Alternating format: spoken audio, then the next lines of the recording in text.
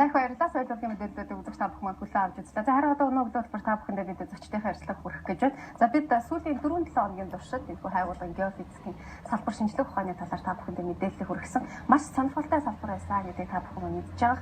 Олон талын ач холбогдолтой байсан. За өнөөдрийн үед бид яг энэ салбар шинжлэх ухааны судалгааны аргууд болоод за боловсон хүчин сургалтын энэхүү арга талаар мэдээлэл хүргэх гэж байна. Толгомжийн асуудлууд юу вэ? Ололт амжилтууд юу байсан талаар за мэдээж хэрэг бүх түүхээс нь танилцуулъя гэж бодож байна. За студид ирсэн зочдоо танилцуулъя. Студид маань геофизикийн сургалт үйлдвэрлэл судалгааны төвийн захирал Дуграа, за мөн шинжлэх ухааны технологийн геолог уул уурхайн сургуулийн захирал за Чинзориг, за мөн шинжлэх ухааны технологийн геолог уул уурхайн сургуулийн багш докторант, за тухайн сургуулийн анхны төгсөгч Мөнхбаатар нарт төгсөж ирээд өглөөний мэс сайхан амарцгаасан уу? Урилгуулсан их баярлалаа. За их баярлалаа. Юун түрүүнд яг энэхүү одоо геофизикийн анхны төгсөгчд буюу тэр одоо хизэнээс яг анхны боловсон хүчингээ бэлдэж эхэлжсэн талаар бидний сонирхолтой юм. Геофизикийн мэргэжил бол Монгол улсад үйлдвэрлэл улсаар дэх шаардлагаар хэрэглээ болж орж ирсэн байна. Ингээд энэ төгөн хөгжлийн өвчин зүйл 50-60-аад оны үед манайд одоо эдийн засгийн харилцаа туслахорны тусламжтай гол нь орчин олон одоо зөвлөлт талаас улсын мэргэжлэн өөрснийхөө техник хүч мэргэжилтнээр хийж эхэлсэн. Одоо энэ мэргэжилд бол зайлшгүй эндсний мэргэжилтэй болсон гэж шаардлагатай байсан. За энэ зорилгоор манайх бол энэ 50-60-аад оны үед гадаадд сайн нэрлэж байгаа сэв орнуудад бол 150-аад хүн бэлтгэсэн. За энэ бэлтгэж байгаа хугацаанд одоо бид нэр одоо Москвын их сургуулийн одоо анхны төгсөгчдийн нэг урагчаа одоо нэг эрх хөгөн батальоны сургуульд одоо төдөө дэндвчлүү зэтэн зэрэгэд энэ олон мэргэжлүүд төгссөн. За ингээд нэгдүгээр үе шат нь энэ ингэж авчихсан. Хоёрдугаар үе шат нь болохоор зэрэг нэг төгссөн 150-аад мэргэжилтэн боловсон хүчин техник технологийн шинжилгээний дагуу яасан бол манай улсаар дайжхан олон салбарт энэ мэргэжил хэрэгцээтэй болсон учраас одоо мэргэжлийн төрөлдсөн экспедицэд ажиллаж ирсэн. За ингээд 1550 мэргэжилтэн 10 гаруй экспедиц то 18 жишээл улсын ажихын экспедиц гэж байсан. Геологийн төрөлөөр экспедицд бол мэргэжлийн боловсон хүчин одоо маш өндөр хүчтэй ийм одоо өөрөөр хэлбэл тэрүүгийнхаа техник технологийн төвшөнд бол нэлээд одоо хөгжлийн нэлээд төвшөнд орж ирсэн. За ингээд 90 оны эхлэнгуут бол яасан бэ? Энэ одоо улс орж жоохон энэ олон салбарт бол мэргэжлийн боловсон хүчний өөрөөр хэлбэл байгуулагдсан оюуны потенциал бааз бүгд хөгжлийн нэрийн дор бол тарж утраад одоо энэ геофизик мэргэжлийг бол цааш нь авч явах энэ шаардлага гарч ирсэн.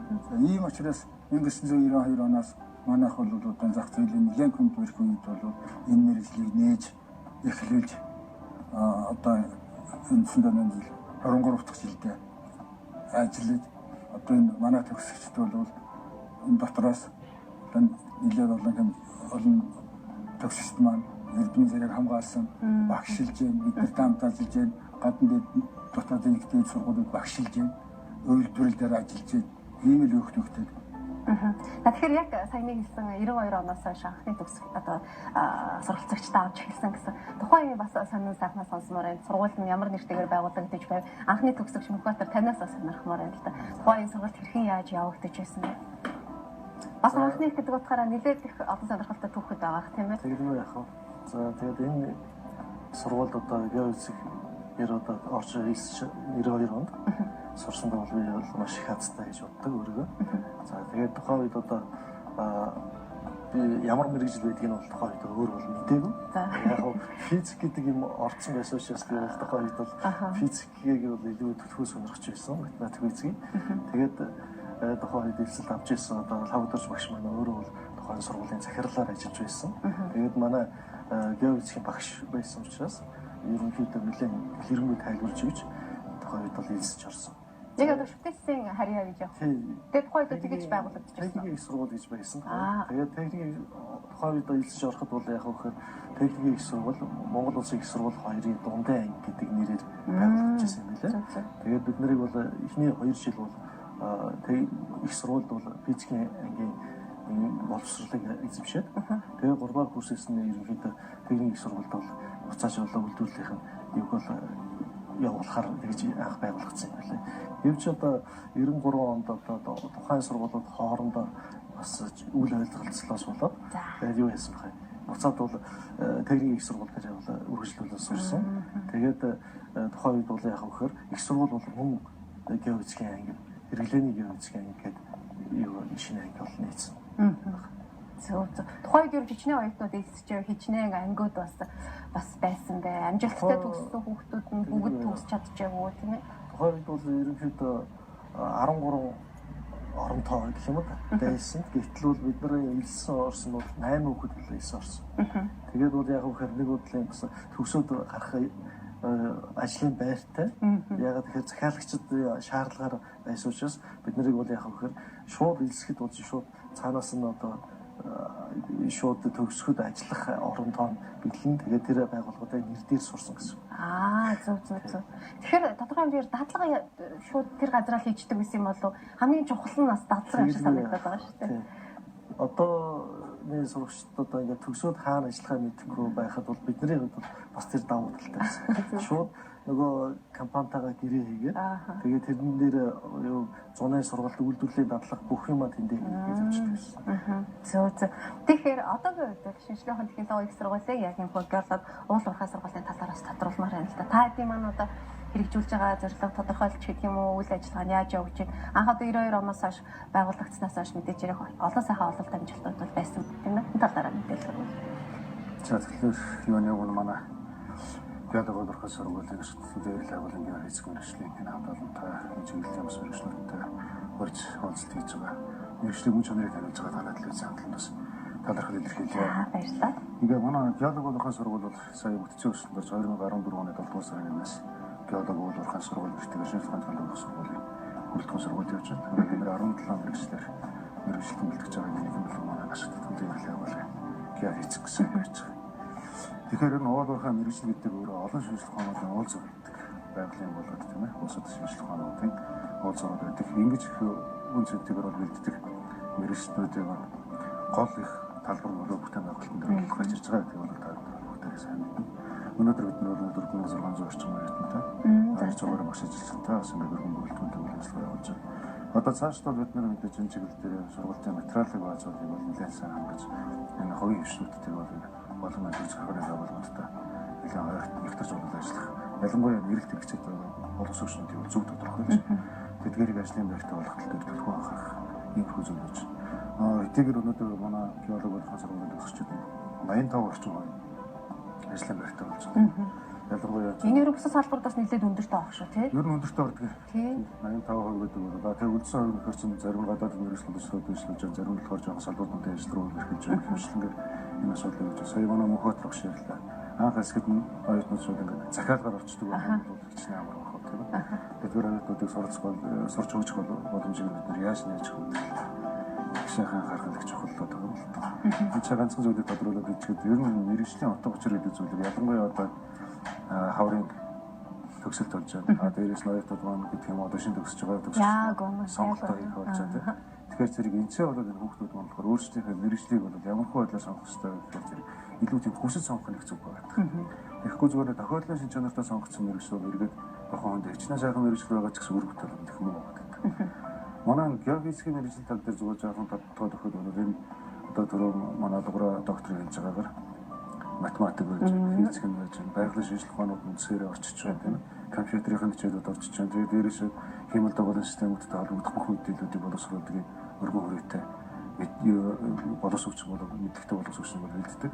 Энэгээр хилцсэн энэ сайхан мэдээллүүдийг бий болгоод боловсруулаад ирэхээр чинь зэрэг ашиглалтын өргөнлөг төр хайгуулын зардлуудыг бас их хэмжээгээр бол хэмндэг ийм мэргэжил. Тэгэхээр энэний цаана бас юу харагдаж байгаа нөхөр уул уурхай мэргэжлүүд чинь одоо 17 мэргэжил маань нэг нөгөөгөө гүйцээсэн ийм цогц мэргэжил болж тарах гэдэг чинь. Өөрөөр хэлбэл бол эргэтэн бүтэн хүн шиг л харагдаж байгаа. Харагдуулж байгаа ерөөсөө мэргэжлүүд байна. байдаг юм да. За тэгэхээр сүүлийн үеийн тоног төхөөрөмжүүд улам сайжирч байна. За манай Монголын хувьд яг энэ тал дээр яах болоо тийм ээ? Тоног төхөөрөмжүүд хуучин хэрэгжилжсэн тоног төхөөрөмж одоогийн энэ стандарт шаардлагад нийцэж байна уугүй юу? Энэ талаараас та хэдийн маань бодол. Цаашдаа ер нь бас яаж хөгжүүлэх гэж бодож байна? Оюутнууд маань дадлага хийхэд мэдээж хэрэг тэр тоног төхөөрөмжүүд маш их шаардлагатай хэрэгтэй. Эсвэл заавал одоо практик дээр хөдөө яваад яг одоо уул уурхаа явж байгаа тэр газар нь тэр бүхэн хэрэгжих хэрэгтэй гэдэг юм болоо. Энэ талаар энгийн бид бас тиймсээ мэдэхгүй байна л да. Энэ дээр тайлбарлаж хэлэхэд бол бидний их сургуульд мэрэгжилтэн бэлтгэхдээ тодорхой одоо хичээлийн хөтлөөр энэ одоо тогтоогдсон хууль байна. Энэ хуулийн дагуу жишээлбэл одоо шинжлэх ухааны техникийн их сургуульд мэрэгжилтэн бэлтгэхэд бакалаврын төвшөнд нэг 130-40 кредит цаг лекц хичээл сургуульд явах гэж байгаа. Энэний одоо 4/1 нь зөвхөн мэрэгжил зориулж байгаа. Өсөлт нь бол мэрэгжлийн суурь.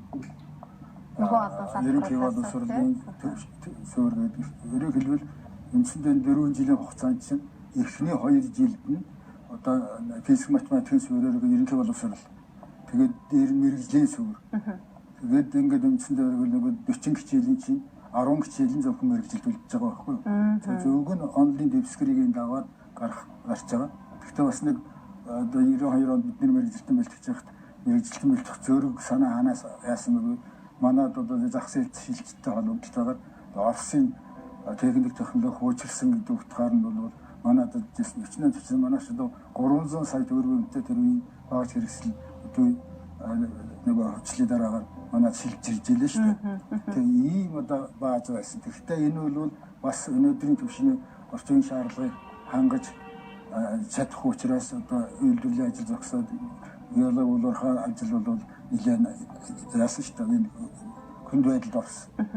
Энэ үед бол одоо манай үйлдвэрлэлд манай одоо аж ахуйн нэгжид товчор хэлбэл компаниуд энэ шинжлэх ухааны технологийн шинжилгээг бол одоо асар хурдан хугацаанд хийсэн.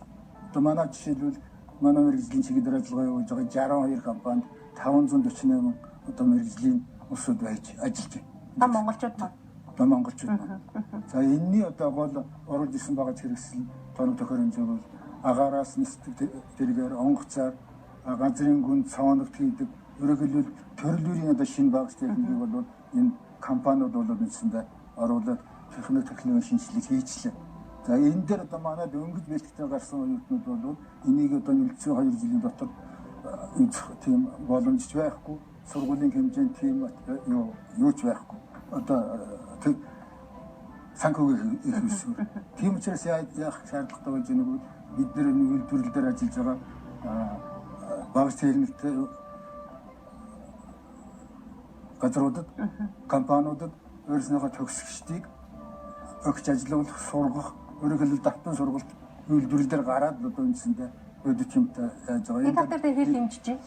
Энэ тал дээр бол одоо жишээлбэл одоо би сайн Монготор багш манай ярилаа докторант энэ салбарыг төгс. Одоо энд тавьчихсан байж байгаа багц хэрэгсэл бол дээр бол одоо манай төгсөгчдийг дадлах хийлдэг. Энэ одоо сүүлийн тоног төхөөрөмж. Сүүлийн тоног төхөөрөмж. Энэ багцын талаар Монготор Түркийн танилцуулчаад бидний бас ярилцах цаг дуусах гэж бодож байна. За ер нь бол ийм байна. Геологийн шинжилгээ ухаан бол ерөөсөө тэр багаж тоног төхөөрөмж дээр маш их суурилдаг.